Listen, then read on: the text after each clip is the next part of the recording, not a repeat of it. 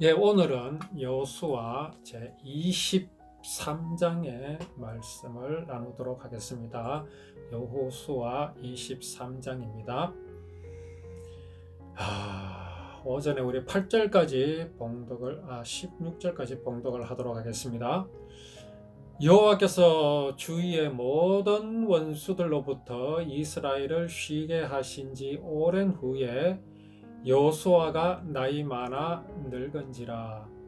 여호수아가 온 이스라엘 곧 그들의 장로들과 수령들과 재판장들과 관리들을 불러다가 그들에게 이르되 나는 나이가 많아 늙었도다. 너희의 하나님 여호와께서 너희를 위하여 이 모든 나라에 행하신 일을 너희가 다 보았거니와 너희의 하나님 여호와 그는 너희를 위하여 싸우신 이시니라.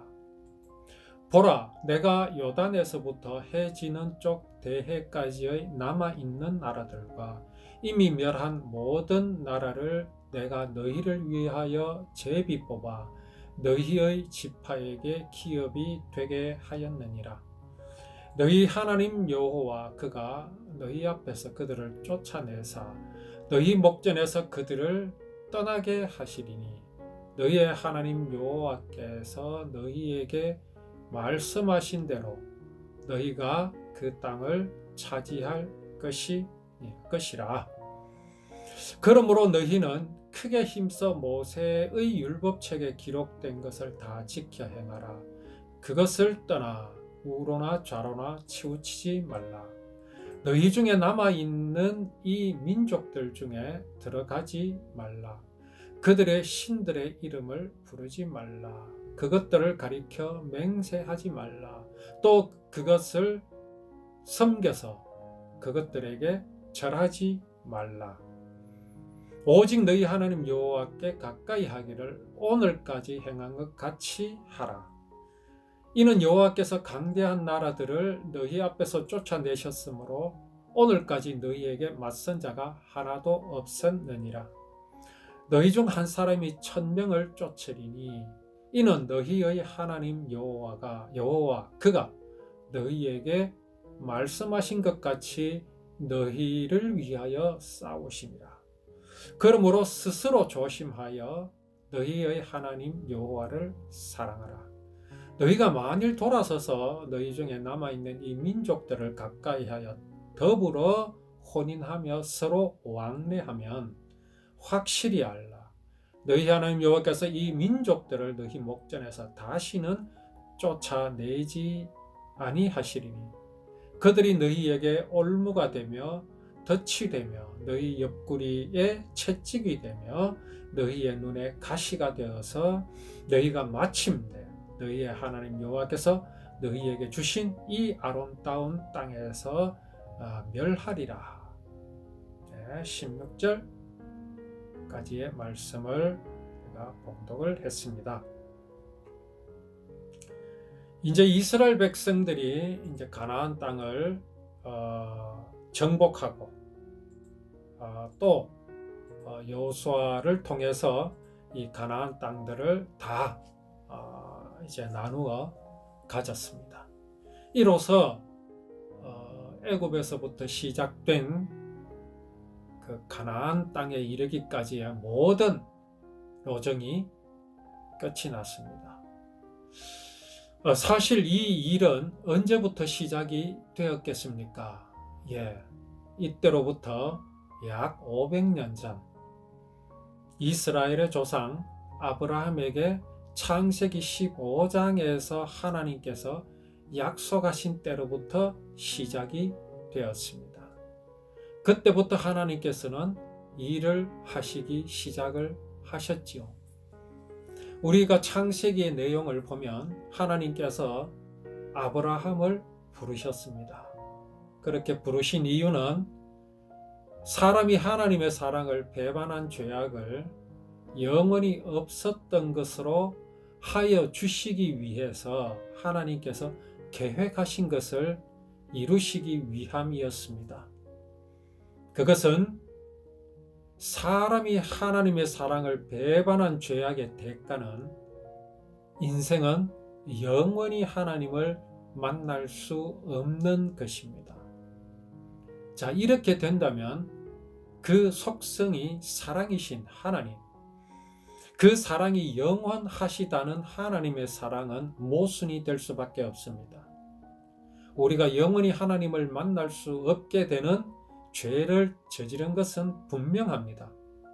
그렇다고 해서 우리가 생명이신 하나님을 영원히 만날 수 없다라는 것은 그 사랑이 영원하시다는 하나님의 사랑은 모순이 될 수밖에 없다는 말씀입니다.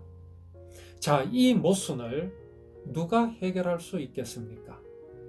누가 해결을 해야 되겠습니까? 세상 사람들은 이렇게 말합니다. 결자해지라, 그렇게 말하죠. 그 원인을 제공한 사람이 반드시 해결을 해야 된다는 말입니다. 그러나 하나님의 사랑은 그렇지 않습니다. 물론 당연히 결자해집니다. 우리가 그 대가를 반드시 받아야 됩니다. 이건 변함이 없습니다. 하나님께서도 분명히 말씀하셨죠. 그것을 먹는 날에는 반드시 죽으리라 말씀을 하셨기 때문에 그렇습니다. 이는 무슨 말씀입니까? 네가 죄를 저질렀으니 그 죄값을 반드시 네가 받아라, 이 말씀입니다. 자, 그런데 그것을 우리 인생들이 받게 되면 우리는 하나님을 영원히 만날 수 없습니다. 이것을 영원한 사망이라 합니다. 그렇게 되면 하나님의 나라에는 하나님만 덩그러니 혼자 계실 수밖에 없습니다. 이걸 용납하실 수 없습니다. 하나님의 사랑은. 그래서 그 인생의 죄악을, 반드시 죽을 죄악을 대신하여 죽으실 몸을 입고 이 땅에 오시기로 하나님께서는 예정을 하신 것입니다. 그것도 영원 전부터 말입니다. 이제 그 예정하심을 이루시기 위해서 하나님은 죽으실 몸을 입으셔야 합니다. 자, 그 몸을 어떻게 입으셔야 하겠습니까? 세상에는 많은 신화들이 있습니다.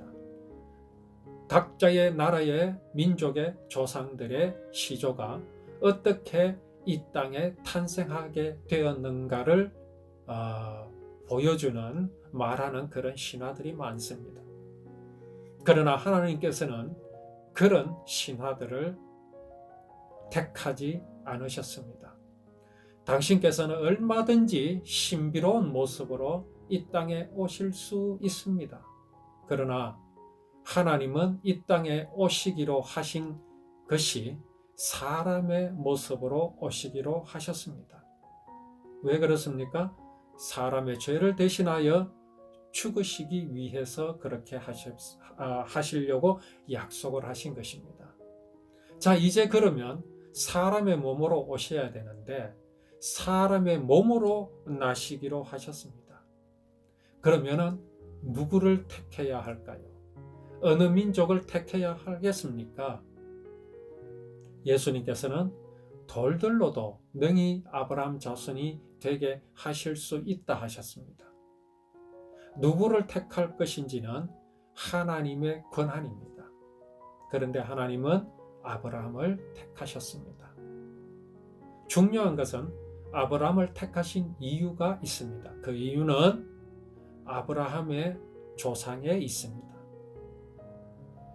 하나님의 구원의 언약을 입은, 곧 가죽옷을 입은 아담 하와가 전하는 하나님의 그 구원의 복음을 그들의 장남인 가인은 버렸습니다. 가인은 그 복음을 입지 않았습니다. 오히려 그 복음을 가지고 하나님께 예배를 드리고 그 예배를 받으심으로 말미암아 심히 마음이 상하여서 그 가인은 아벨을 죽였습니다. 가인이 그렇게 심히 분노한 것에는 이유가 있지요. 왜 그렇습니까? 가인 또한 하나님을 섬기기를 그야말로 얼굴에 땀을 흘리며 수고하며 하나님을 섬겼습니다. 그렇게 자신의 수고로움을 가지고 하나님께로 나아갔을 때에 하나님이 받지 않으셨습니다. 얼마나 실망이 컸겠습니까? 그러나 가인은 이것을 원망할 자격이 없습니다. 왜 그렇습니까? 분명히 그의 부모 아담과 하와로부터 하나님께서 기뻐하시는 것이 무엇인지를 들었기 때문입니다. 그럼에도 그는 영접하지 않았지요.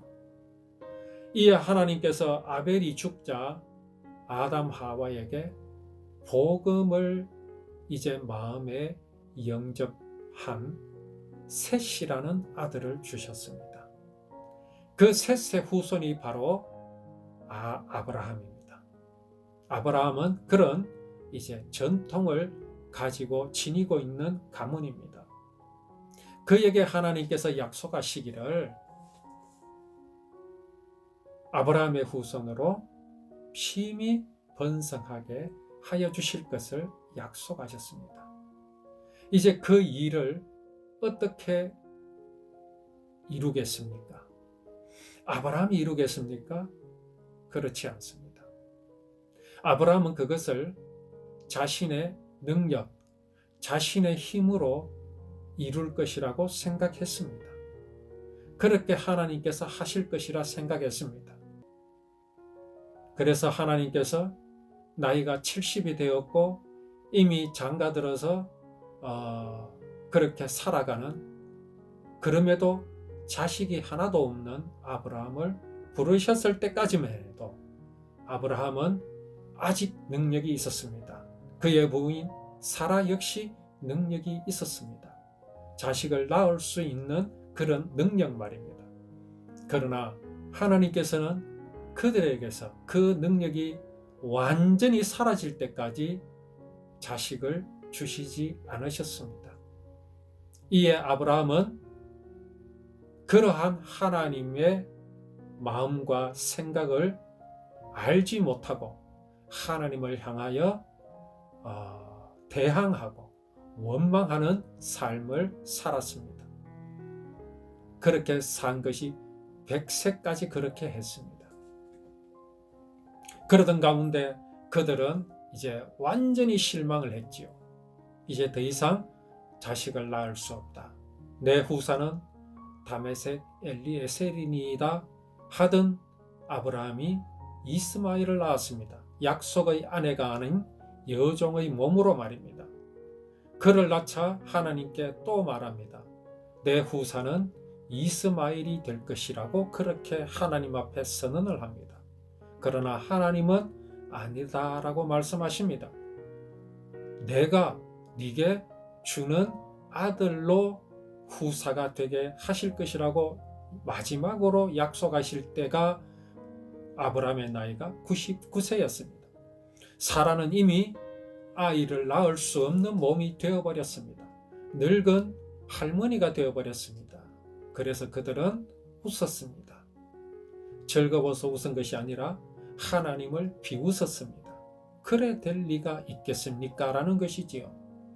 그러던 가운데 그가 아들을 낳았습니다. 그때 아브라함의 표정을 우리는 볼 수 있어야 하는데 참 안타깝게도 볼 수 없습니다. 얼마나 황당했겠습니까? 순간 또 동시에 그 아브라함에게는 아마 그때야 비로소 믿음이라는 것이 그의 마음에 생겼을 것입니다. 이삭은 사람의 능력으로 낳은 것이 아니라 하나님의 창조의 능력이라는 것을 알게 되었을 것입니다. 이에 하나님께서 그러한 이삭을 번제로 바치라고 할 때에 우리는 온갖 상상의 말들을 하지요. 과연 아브라함이 기쁘게 하나님께 예라고 하였을까? 그의 부인 사라는 또한 어떠한 반응을 보였을까? 아브라함이 사라에게 말도 하지 않고 이삭을 데리고 간 것은 사라가 말릴까 봐 그렇게 하였을 것이다라고 우리는 추측하기도 합니다. 그러나 저는 좀 생각이 다릅니다. 왜 그렇습니까? 아브라함은 분명히 보았기 때문입니다. 그들 스스로들이 이미 인정을 한 것 아닙니까? 하나님, 절대 우리는 자식을 낳을 수 없어요. 99세 때에 마지막으로 찾아오셨을 때 그들은 비웃기까지 하지 않았습니까? 그럼에도 하나님께서는 아브라함에게 이삭을 주셨습니다. 그때의 아브라함의 믿음은 이 이삭은 사람이 만든 것이 아니라 하나님의 창조라는 사실을 알게 되었을 것입니다. 그 믿음이 하나님께서 그 독자를 번제물로 바치라 할 때에도 그는 조금도 흔들림이 없을 수 있었다라는 것이지요. 당연하지 않습니까? 이에 그는 이삭을 데리고 모리아 산으로 갔습니다. 하나님께서 아브라함에게 시험하셨다 하셨습니다. 무엇을 보고자 하셨을까요? 왜 그렇게 하셨을까요? 아브라함이 이삭을 바칠 것을 하나님께서 모르셨겠습니까? 하나님은 다 아십니다. 그럼에도 아브라함을 이삭을 묶어놓고 칼을 높이 들어서 그를 치는 순간까지 아브라함에게 그 어떤 힌트도 주시지 않으셨습니다. 아브라함은 지금 이 순간 이삭을 번제물로 바쳐야 한다는 그 생각밖에 그에게는 없었습니다. 왜 그렇게 하셨을까요? 무엇을 우리에게 보여주시고자 하시는 것일까요? 아브라함에게는 무엇을 보여주시고자 하시는 것일까요? 자, 아브라함은 지금 기쁜 마음은 아닐 것입니다. 단지 이 이삭은 죽어도 하나님께서는 당신의 약속을 반드시 지키실 것이라는 믿음이 아브라함에게 분명히 있었습니다. 왜? 또 창조를 하실 것이니까 말입니다. 그러나 그 마음에 이삭을 지금 죽여야 한다라는 그 아픈 마음은 있습니다. 이 마음이 바로 누구의 마음이겠습니까? 이 마음이 바로 독자 예수 그리스도를 우리 인생의 죄악을 대신하여 이 땅에 보내셔서 지금 이삭이 죽는 것과 같이 그렇게 죽게 하실 하나님 아버지의 마음이 지금 아브라함의 마음이라는 것입니다.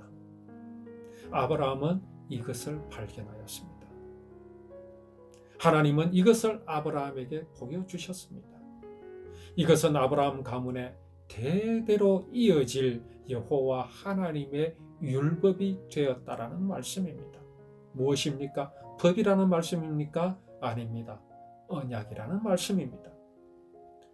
사람이 하나님의 사랑을 배반한 죄악을 영원히 없었던 것으로 하여 주시기 위해서 그 죄를 대신하여 죽으실 구원이신 예수 그리스도가 아브라함의 후손을 통해서 이 땅에 오실 것이라는 그 믿음이 지금 아브라함에게 있으며 아브라함을 통해서 그 후손들에게 이어져 지금까지 온 것입니다.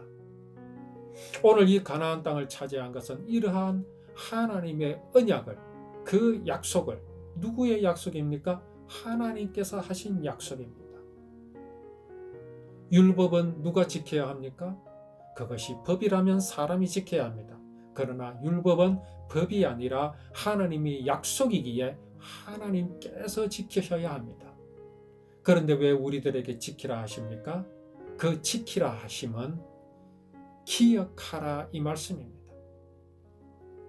하나님께서 우리 인생들의 죄를 대신하여 죽으실 모든 그 구원의 모습과 모양을 율법에 다 기록하셨습니다.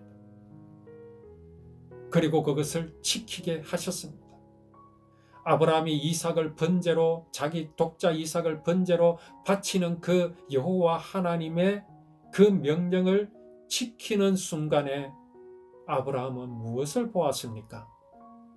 독자 이삭을 아끼지 않고 하나님께 드리는 그 모양대로 하나님께서는 당신의 독자를 아낌없이 우리의 죄를 대신하여 희생 제물로 우리에게 보내주시는 그 하나님의 사랑을 아브라함은 발견한 것과 같이 우리가 여호와께서 우리에게 주신 그 율법, 곧 그 구원의 언약을 우리가 지킴으로 하나님께서 이루실 그 약속의 모습이, 그 모양이 어떤 것인지를 우리들로 하여금 알게 하시기 위해서 지키라 하신 것입니다.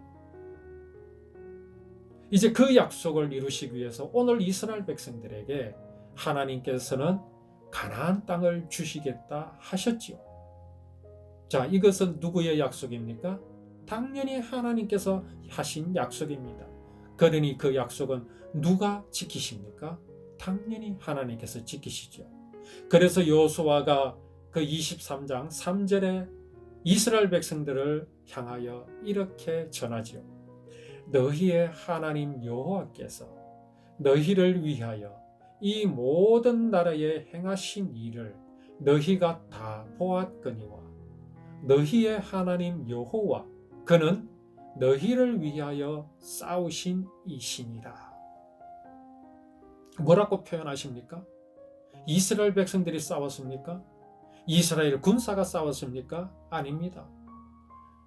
너희를 위하여 여호와 하나님께서 친히 싸우신 것이라고 여호수아는 이스라엘 백성들에게 분명히 전하고 있습니다. 이스라엘 백성들은 그 당사자들입니다. 그들도 보았습니다. 그들도 여리고성을 칠 때 보았으며 아이성을 칠 때 그들은 보았습니다. 자, 이렇게 해서 하나님께서 친히 일을 다 행하셨습니다.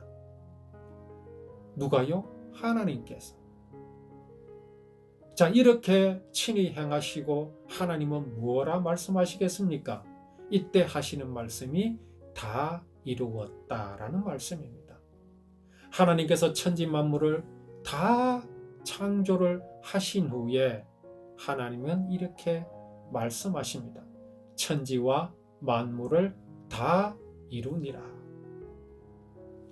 그 말씀이 우리 창세기 3장에 그 말씀이 있습니다. 창세기 3장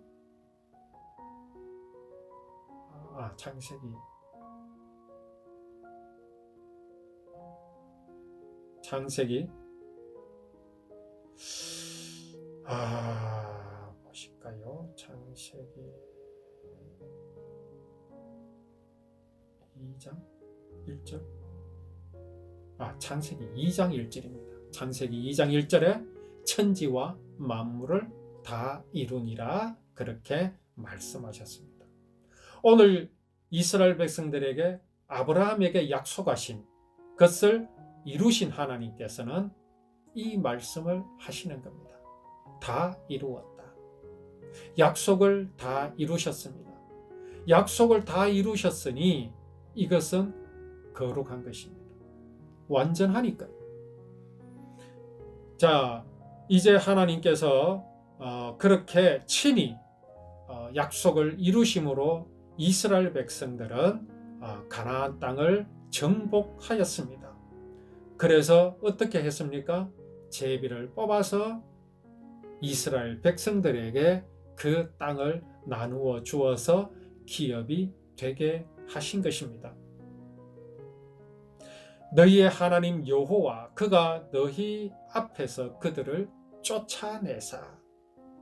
이스라엘 백성이 쫓아낸 게 아닙니다. 하나님께서 친히 그들을 가나안 거민들을 쫓아내셨습니다. 왜 그렇게 하셨습니까? 약속을 하신 분이 하나님이시기 때문에 그렇습니다.